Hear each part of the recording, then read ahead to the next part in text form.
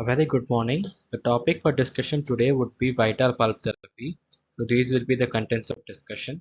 So coming to introduction, when there is an exposure of the dental pulp is going to be there due to a loss of continuity of dentin by means of either physical or bacterial means. So that's going to lead to a communication between pulp and external environment. So in these cases, you would want to maintain the integrity and health of the teeth by preserving the vitality of the pulp which has been affected by caries, either a trauma or other causes. So the first procedure would be indirect pulp capping, wherein there's a small amount of caries dentin, that is an arrested dentin, which is retained in the deep areas of a cavity, operative cavity, in order to avoid the exposure of pulp, and followed by which we place a suitable medicament material and a restorative material that is going to seal the carious arrested dentin, and it's going to encourage the pulp recovery. So in these cases, you would try to arrest the caries, promote dentin sclerosis, and stimulate the formation of tertiary dentin, followed by remineralization of the carious dentin.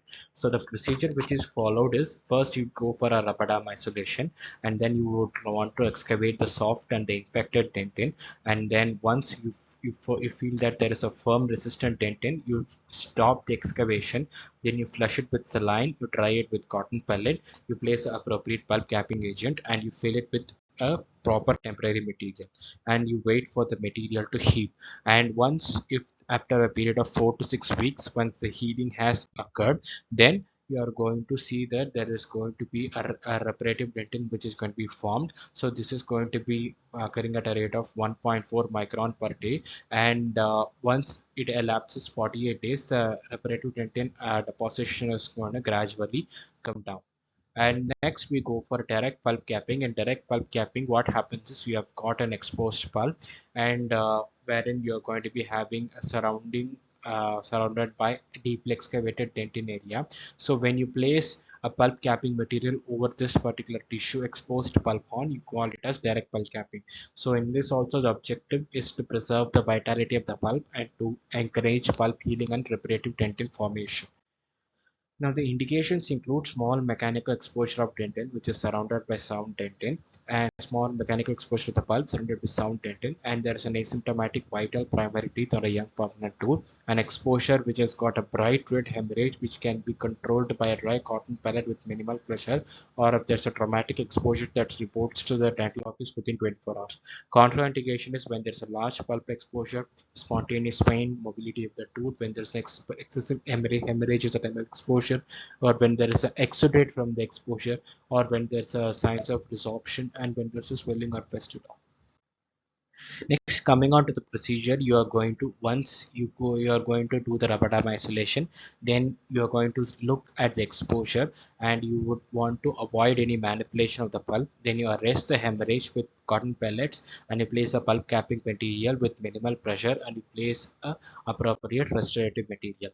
And you can see that once the capping material is going to come in contact with the tissue, there is going to be a chemical necrosis, which is going to be followed by deposition of your dentin. And the deposition will mineralize in a span of 4 to 6 weeks.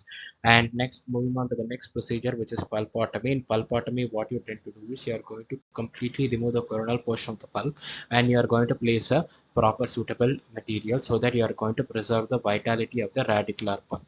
So this is what you go by uh, pulpotomy. It can either be a partial pulpotomy or a complete pulpotomy. So in this case, you mainly attempt to preserve the vitality of the radicular pulp, and you want to provide a relief for patients with acute pulpology or inflammatory changes.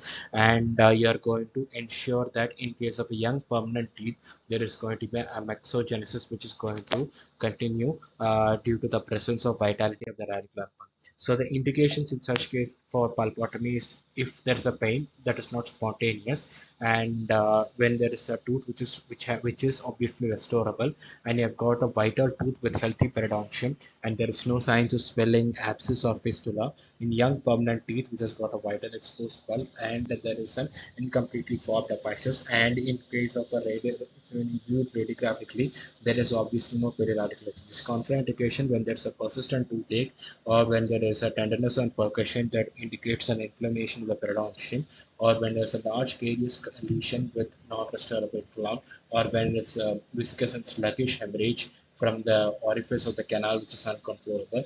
And if you have got root resorption, of there's a sign of internal external resorption. And if there is a presence of a periradical abnormality, then you don't want to carry out pulp. So the technique is you're going to go for a devitalization. You can either go for a single sitting or a two stage. Then you are going to use a preservative agent, or you can go for a regenerative type of pulp. The bulk capping agents, the ideal requirement, you would want them to be bactericidal, biocompatible, and harmless to the pulp and the permanent root stem, and which is going to promote healing and it does not interfere with the physiologic process of absorption. Calcium hydroxide is the one which set the benchmark for bulk capping materials. It was introduced in 1920 by Herman, and it has got a composition of like glycol salicylate 40%, calcium hydroxide, zinc oxide, titanium dioxide, calcium tungstate, and barium sulfate in the base phase. And in the catalyst phase, there's going to be calcium hydroxide, which is a principal reactive agent, zinc oxide, zinc sulfate, and sulfur. When you see the healing, this might occur with calcium hydroxide. There's going to be a zone of obliteration, zone of coagulation necrosis, zone of antiquate formation, and there's a line of demarcation. If you look at the advantages, there is going to be a reparative membrane formation, antibacterial action, pulp protection, and tissue dissolving property. The drawback is it leads to pulp obliteration, internal absorption, and that's going to be lack of addition to hard tissue and micro leakage. And the next material, pulp capping material, is going to be MTA, which was introduced by Tora Benachad in Lopalinda University in the year 1993. It has got a composition of three important powders, that is portland cement of 75%, bismuth oxide 20%, and gypsum of 5%. And apart from that, there's going to be tricalcium silicate, tricalcium aluminate, tetracalcium aluminum ferrate, calcium sulfate, and bismuth oxide. The advantages is it provides antibacterial, antimicrobial activity, prevents microleakage over a vital pulp, and it's non-toxic and non-mutagenic, and it improves the cell adherence in its growth and its hydrophilic in nature. The drawback is it is a little difficult to manipulate, a longer setting time, and there is a difficulty in placement. Then comes the calcium silicate based cement, that is biodental, which is most recent and more importantly very impressive in its vital bulb therapy results. So its composition is it has the tricalcium silicate, calcium carbonate, calcium oxide, and zirconium oxide, and it has a faster setting time, and it has got improved handling properties so that it can be manipulated properly and placed in the cavity. So to conclude, vitality of the pulp, dental pulp is essential for long-term tooth survival, and if possible, maintaining an intact and healthy pulp is preferable to endodontic treatment, which may be complex and time-consuming. Preservation of pulp is encouraged within the discipline of modern endodontics. It's more conservative, more biologically acceptable, and less technically demanding than endodontic therapy.